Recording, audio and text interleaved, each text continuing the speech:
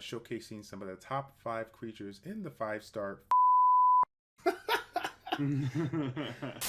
3-star creatures in the game. And believe it or not, guys, he's still here, Mr. Vulcan with Vulcan Games. What's going on, buddy? Not much, man. You? Doing pretty good. Start again. That was terrible. That was what are you talking about? That was great. Start again. Sorry, man. Halfway through the video. I know, right? All right. What's going? Oh, well. You ready? Can I start now? Take 4. Take 4. All right.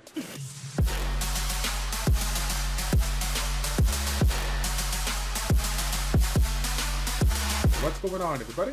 This Childish. We're back at it again with part 2 of our top 5 creatures for the 3-star category. Again, we have Mr. Vulcan with Vulcan Games hanging out with us to talk about the water creatures. What's up, buddy? Not much, man. You? How you going? I'm doing pretty good. It's been a long time since I've seen you. Subliminal message, it's been like 30 seconds. We just cropped this video and move on to the next one. But either way, we're here. We're ready to get it done. And let's get into the water creatures. Again, guys, if you haven't seen our first video showcasing the fire ones, I'll go ahead and leave a link in the description up below or down below. There will be a link, I believe, in the top right there, the information circle on the right, if you guys want to go ahead and check it out, as well as a link for Vulcan's YouTube channel if you haven't followed him already. So before we get into the list, again, let's get those criterias out the way. This is basically going to be broken down to the role that the unit provides, the usability that it will bring you in most aspects of the game, and then if it is meta relevant. So those are going to be the big 3 criteria that we're going to consider in this one. And after the top 5 list, we'll throw out one of Vulcan's honorable mentions as far as units that can also be relatively up there. So again, let's go ahead and get right into it here. Number 5, which is actually a really good unit that I enjoy, one of my top units in my current monster box, is the Water Druid or Winter Druid here. Yeah, she's a really solid healer. The good thing about her is that once you get good enough glyphs on your team, she can actually be your sole defense buffer as well in your early game teams, as you've shown as you're using her as your defense buffer. Mm-hmm. And when you get a unit that can fill those 2 roles, especially early game, it really frees you up to have faster runs with a second poisoner or something like that. Right. So I haven't actually tested her yet, but everything I've heard is that her 3rd skill heals for a massive amount. And then the great thing about her too is that 2nd skill is also a single target heal. So normally if one of your monsters is obviously going to be weaker, not as well glyphed as the others, she's also got that to pick them up. And then again, with the same as the Fire Druid, that 1st skill, 2 good evolutions. You got the self heal or the self speed buff, both fantastic. Yep. I actually do have this unit. I know that you don't, but I do. And one of the things that I want to mention, similar to the fire one, is that, both of the skills, both of its main skills are kind of more of a beneficial aspect for your party. Again, you don't have to focus on like any kind of harmful effect or any kind of accuracy in order to, make her, be able to provide it. She doesn't have any, right? And then like you said before, this heal is a flat heal, goes up to 2900 HP, and then you get that bonus based on the own max HP. I find this extremely useful for pairing with units that you have a relatively high defense. I think I've seen on your channel, Vulcan, as well as Legends, when we're talking about Wrath Dungeons, a good benchmark to work up to, is trying to get your units over 1000 defense. And so when you have, obviously you're trying to improve the HP pool as well, but if you have a balanced type of build where it's not just all HP versus like half HP, half defense, you're going to get a lot more value out of a unit with a higher defense and a decent amount of HP versus something that has an absurd amount of HP with a low defense there. Yeah, correct. Just kind of like this is why she's actually a lot tankier base than like the Water Nymph. The Water Nymph has more base HP, but the defense is actually really huge in this game. Yep, definitely. Cool. So yeah, we'll get into the next one here. I think, this one is actually a great unit as well. Number 4, the Masaru Monk here. Let's go ahead and take a look at this one. Yeah, he's one that I actually haven't pulled yet in the game. So I really want to test him. Like I said in the last one, I've been going through trying attacker dungeon teams, and this guy bringing the attack buff with the defense break is just amazing at that role. Mm-hmm. The other great thing about him in the dungeon aspect is that 2nd skill. It's an attack bar reduction, and because he's a water monster, he'll reduce the attack bar of the fire normally. That'll be his main target. meaning that it'll be longer before the boss gets that invincibility buff, Right. which is really huge in attacker-based teams because you want to kill the boss before he gets that invincibility. You basically want to have enough damage so that you can do that, and you don't have to rely on beneficial blocks to get through. Yep, it's a really, really great unit, and one of the things that you showcased on a recent video talking about the arena and some of the basic fundamentals that you need to incorporate in your team is that he's like that foundational unit for your arena team. If you're looking to bring an attack bar booster, get the first turn, provide that attack and defense buff, and just wreck the opposing team with two strong heavy hitters. Yeah, 100%. Yeah, filling 2 roles in the arena is really important at this stage because you've only got the 4 monsters. And especially when you're going for that speed attacker team where you want to have a booster, attack buffer, defense breaker, purger, and nuker, that's 5 roles, and him filling 2 just brings options to your team. Yep, definitely. All right, let's take a look at number 3. This one sometimes may seem like it's getting outclassed by its Earth counterpart, but honestly, it's just an amazing unit, and I'm pretty excited to showcase this. We got the Water Velicore. You know what I meant. 100%. So he's another great one. His third skill, a little early game thing that I really like about his third skill is that it only has 1 skill up that it requires, and it is the cooldown reduction. So he doesn't require a lot of investment to get him to be a really solid poisoner. And the other thing is he's a good poisoner in dungeons. His like you said, his Earth brother is probably a little bit better just because of those double poisons.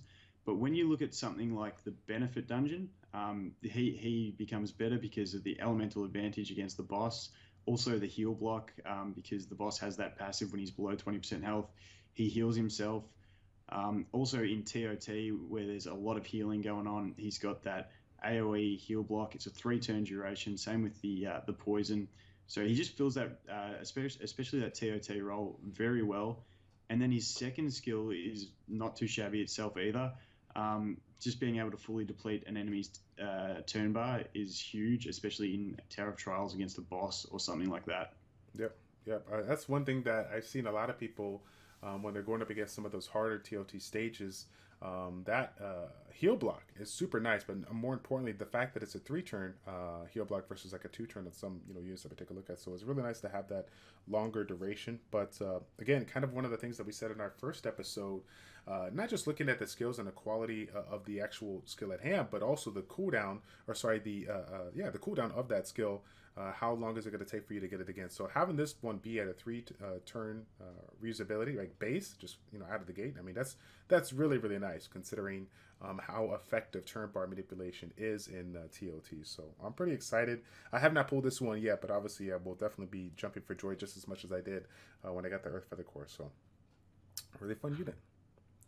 Let's take a look here. Next one is a unit that I don't have, but I know you do.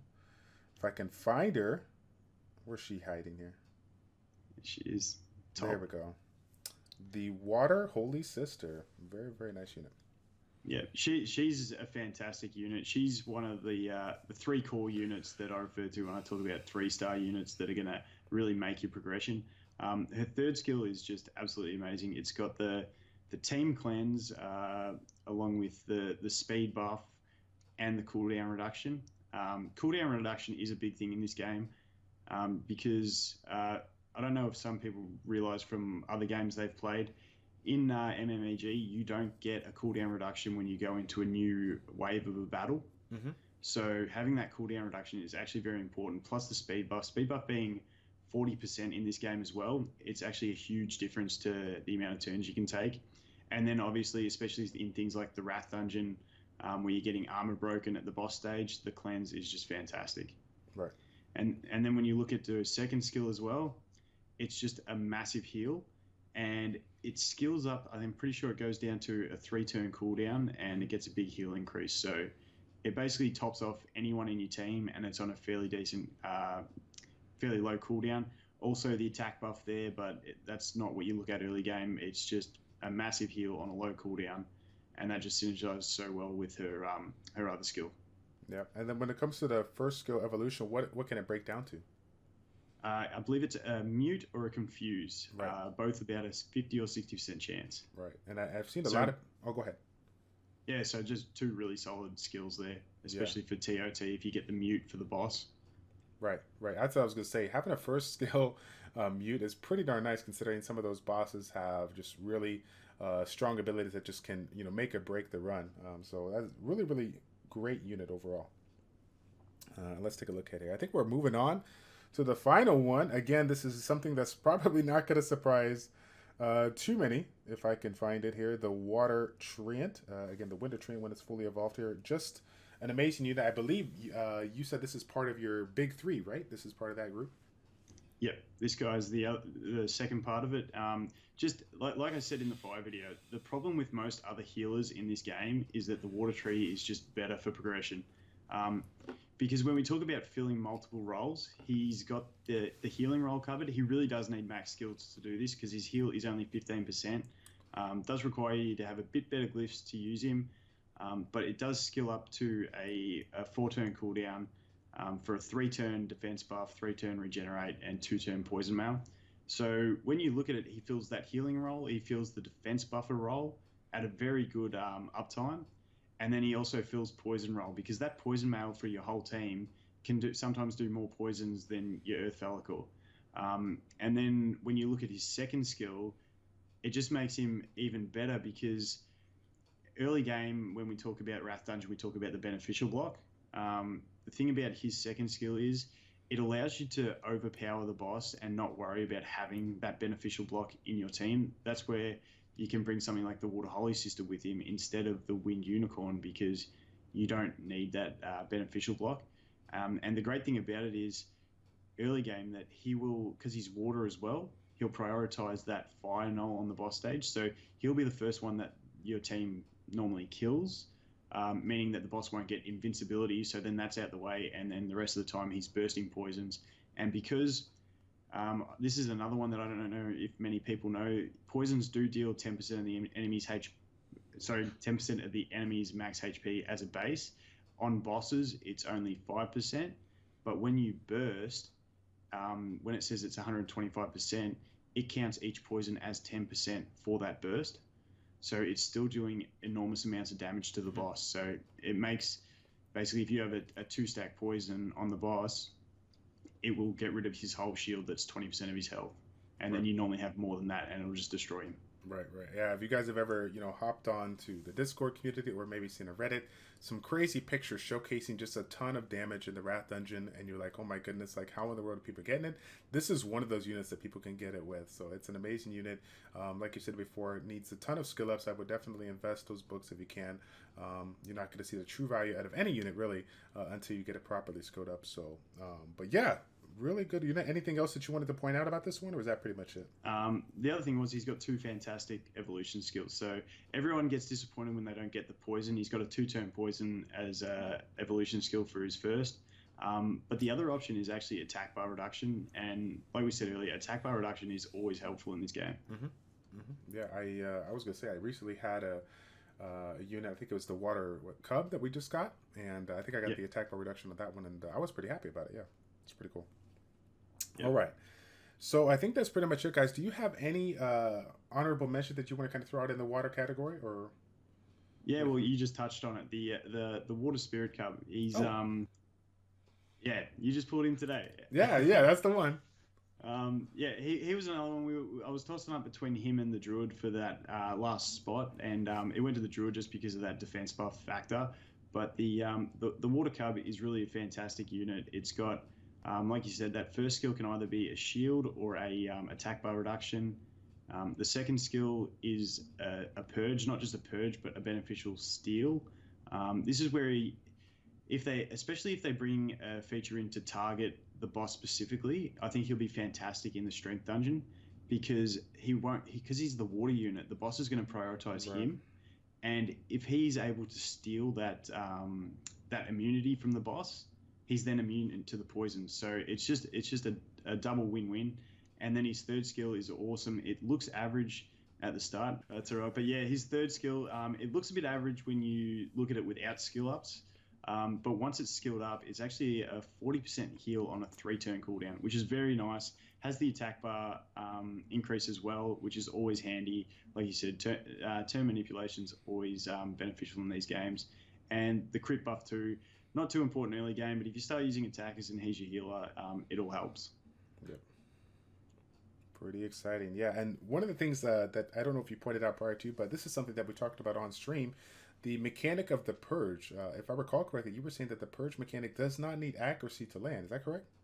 That's correct. Yeah, purges cannot be resisted, so there's no accuracy needed with it. So if this guy, if you have the turn bar reduction, you might want to put a bit of accuracy on him, but it's not the end of the world if he doesn't have it. So like you said with those other units, it's handy not having to invest into accuracy on a monster. Yeah, most definitely. Cool. Well, all right. That's pretty much it, guys. Again, this is part 2 featuring the best 3-star water creatures in the game with respect to the 3 different types of criteria we talked about. This may change over time, so definitely tune in as we do some future videos on that. But until next time, guys, it's your boy Childish and Mr. Vocal with ChildishPlays checking out. Take care. We will see you all in the next one. I'm out.